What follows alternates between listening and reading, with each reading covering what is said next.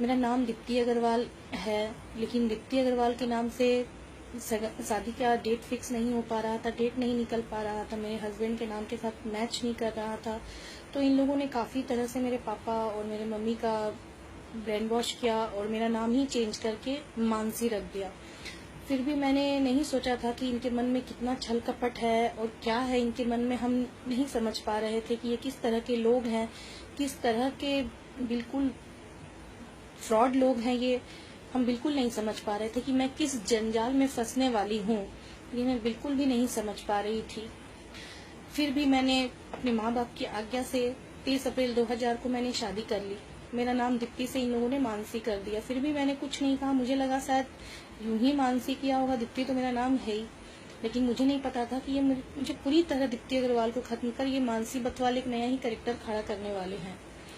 फिर भी मैं चलो नई जिंदगी की उम्मीद में मैंने शादी कर ली अपने माँ बाप के कहने से, जैसे हर हमारे समाज की हर हिंदू लड़की कर ही लेती है, मैंने भी कर ली।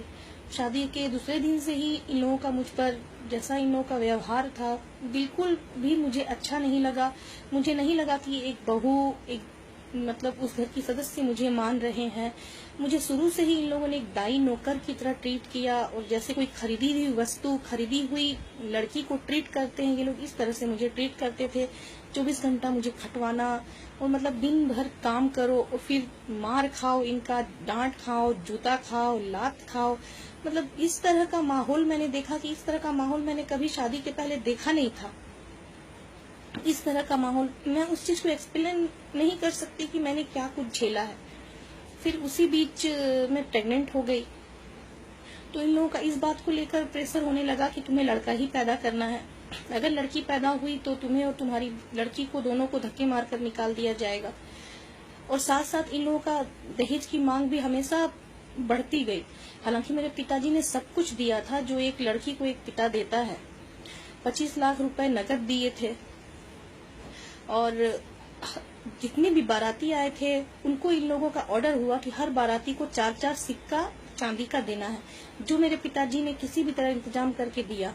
लड़के को अंगूठी, चैन, घड़ी, कपड़े लत्ते, पूरे परिवार के लिए कपड़े लत्ते, फिर टीवी, बड़ा डेक, फर्नीचर, सोफा, अलमारी, जो कुछ होता है कपड़े लत्ते हर एक के लिए, चैन और जितनी भी ज्वेलरी, और मुझे ज्वेलरी जो एक माँ बाप देते हैं, सब कुछ दिया। जितना होता है सब कुछ किया। अच्छे से बारातियों का स्वागत किया। चिनार होटल में मेरी शादी हुई। हर एक बाराती को वहाँ एसी रूम में ठहराया गया और काफी आलिशान तरीके से मेरे पिताजी ने शादी की। उसके बाद भी इन लोगों का डिमांड कभी भी खत्म नहीं हुआ। कभी 10 लाख, कभी 20 लाख, कभी इतना करके मुझे मारा पीटा जाता और कहा जाता कि पीहर से लेकर आओ, नहीं तो ये कर देंगे, वो कर देंगे। उसमें जिठानियां मेरा जेठ और उस वक्त मेरे ससुर भी थे, वो भी शामिल रहते थे, जो कि 2004 में गुजर गए। और मेरा पति तो खैर सबसे आगे था ही इन चीजों में। मैंने एक एक पल इस तरह उस घर में गुजारा, अपने पति का अत्याचार सहा कि मैं बता नहीं सकती कि मैंने कितना कुछ सहा है। इन लोगों ने मेरा बाहर से पूरी तरह कांटेक्ट खत्म कर दिया था। मैं किसी से बात नहीं कर सकती थी, कहीं घर से निकल नहीं सकती थी। किसी से भी अगर ये बात करते देख लेता तो मुझे साइड से मुक्का दिखाता कि अगर किसी को भी कुछ कहा तो अच्छा नहीं होगा, तुम्हारे संग बहुत बुरा होगा।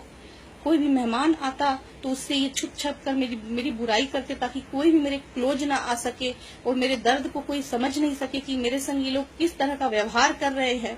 उसी बीच मुझे एक लड़की हुई जिनको इन लोगों ने हॉस्पिटल में ही 2 घंटे बाद खत्म कर दिया और मेरे माँ बाप को और सबको बोला गया कि लड़की का सांस रुक गया, जिनको इन लोगों ने मारा था। उसके बाद मैं पीहर चली गई। पीहर से आई तो फिर मुझ पर लड़का पैदा करने के लिए प्रेशर डाला जाने लगा।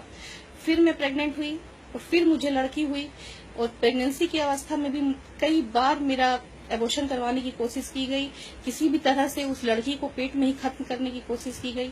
इसके लिए कभी मेरे रूम के बाहर तेल, कभी पाउडर, कभी पानी, कभी क्या रात में ही डाल दिया जाता ताकि मैं निकलूं, स्लिप करूं और कहानी समाप्त हो जाए। लेकिन वो भी नहीं हुआ।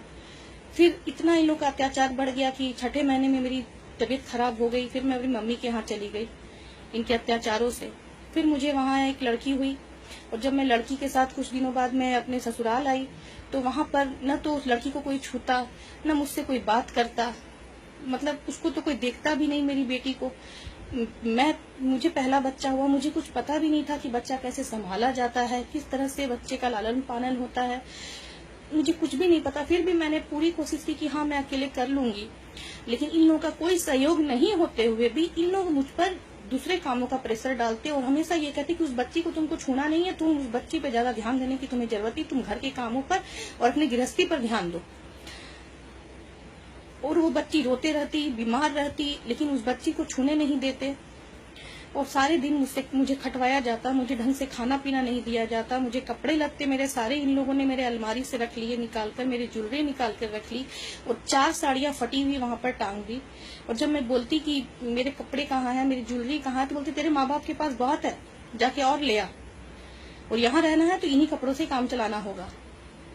और दिन भर मतलब मेरे संग इस तरह का व्यवहार होता, कभी चिमटे से मारा जाता, कभी शीशा फेंक कर मारा जाता, कभी पेचकस मेरे हाथ में घुसा दिया जाता। मतलब इतना ज्यादा मैंने टॉर्चर रहा है कि उन दिनों को याद करती हूँ तो मेरे रोंगटे खड़े हो जाते हैं कि मैंने कितना कुछ सहा है। कई बार मेरी बच्ची को मारने की कोशिश की गई जान से, जिसे लेकर मैं 2003 में वहां से भागी उसे बचाते हुए, और मैं थाना गई। थाने में जाकर मैंने उसका कंप्लेन लिखवाया, लेकिन इन लोगों ने पैसे के दम पर उसको भी रफा दफा कर दिया। उसके बाद ये फैसला हुआ कि मैं अपने पति के संग अलग फ्लैट में रहूंगी 2003 में। तो मैं उसके पहले मैं 1 महीने अपने मम्मी के यहाँ पर थी। फिर हम लोग फरवरी में चित्रकूट अपार्टमेंट में शिफ्ट हो गए, लेकिन वहां पर मेरे पति का अत्याचार और ज्यादा बढ़ता गया, और ज्यादा बढ़ता गया। मतलब मेरा पति सुबह से इसी बहाने में लगा रहता कि किस तरह बहाना मिले और मैं इसे मारूं। मेरी बेटी को भी मारता पीटता, उसे उठा उठा कर पलंग से फेंक देता। मतलब कई बार उसको भी जान से मारने की कोशिश की, लेकिन वो असफल रहा, क्योंकि हर पल मैं उसके आसपास ही रहती थी। उसे मतलब जहां तक हो सकता मैं उसे छूने नहीं देती थी कि नहीं तुम इससे दूरी रहो। मतलब मैं हमेशा उसके आसपास, मेरी बेटी के आसपास ही रहती थी, क्योंकि मुझे पता था इसकी क्या मानसिकता है, मुझे मालूम था। ये मुझे मार पीट कर डेली अपनी भाभीयों के पास चला जाता और वहां से 3-4 दिन नहीं आता, फोन करती तो भी नहीं आता, कभी कभी महीनों नहीं आता। और कभी कभी तो मैं खुद जाकर उसे मना कर लेकर आती, खुद मुझे मारा पीटा बुरी तरह से और मैं खुद उसे मना कर लेकर आती, क्योंकि मैं कभी नहीं चाहती थी कि मेरी गृहस्थी टूटे। मैं हमेशा यही चाहती थी कि मेरा पति शायद एक दिन उसको अक्ल आएगी, वो समझ जाएगा कि वो कितना गलत कर रहा है। लेकिन मैं गलत थी। ऐसे लोग कभी नहीं सुधरते, ऐसे लोग कभी भी नहीं सुधरते। जिनके दिल में एक औरत जात के प्रति, एक नारी के प्रति सम्मान नहीं होता, वो लोग कभी नहीं सुधरते। इसलिए इस तरह के लोगों को बिल्कुल समाज से बाइकआउट कर देना चाहिए। इस तरह के लोगों को समाज में रहने का कोई हक नहीं है कि तुम एक स्त्री को इसलिए सता रहे हो कि उसने लड़की को जन्म दिया है। आज मुझे 3 बेटियां हैं। मैं 17 सालों से इस आदमी से, मेरे ससुराल वालों से लगातार प्रताड़ित हो रही हूँ। इस तरह की मैं उस चीज को बयान नहीं कर सकती कि मैं किन परिस्थितियों से गुजरी हूँ। उसने कई बार मुझे जान से मारने की कोशिश की, मेरी बेटियों को जान से मारने की कोशिश की, लेकिन हर बार वो मैंने फिर 2013 में इसने मुझे जान से मारने की कोशिश की थी, जिस पूरी तरह से गला दबा दिया था, मेरा सांस रुक गया था मेरा। वो तो मेरी मेड थी जिसने मुझे बचाया और तुरंत थाने लेकर गई। उस समय भी इन लोगों ने पैसे देकर केस को रफा दफा करवा दिया। मैं 2010 से महिला थाना जा रही हूँ। 3 साल तक मैं लगातार महिला थाना गई। एक दिन की रिपोर्ट मैंने उस वक्त की थाना प्रभारी कनकलता मैडम को की, लेकिन मुझे कोई न्याय नहीं मिला, कोई न्याय नहीं मिला। हर पल इनका डिमांड रहता 10 लाख, 20 लाख, 25 लाख, ये वो, जिसे मेरे पिताजी जितना कोशिश हो सकता पूरा करने की कोशिश करते कि किसी तरह मेरी बेटी सुख से रहे। लेकिन इस तरह के लालची और इस तरह की घटिया सोच के लोग, जिन्हें सिर्फ बेटा चाहिए होता है और धन चाहिए होता है, इसीलिए वो लड़की को, किसी दूसरे की लड़की को लेकर आते हैं, इस तरह के लोग कभी भी नहीं सुधरते। इन्हें समाज से पूरी तरह बाइकआउट करने की जरूरत है, जो एक अपने को बचाने के लिए झूठ का जंजाल खड़ा करते हैं और पैसे के दम पर हर बात को, हर चीज को अपनी ओर मोड़ देते हैं। मैं 2013 में उस समय इन लोगों ने पूरी तरह से उसको मैनेज किया पैसे के बल पे।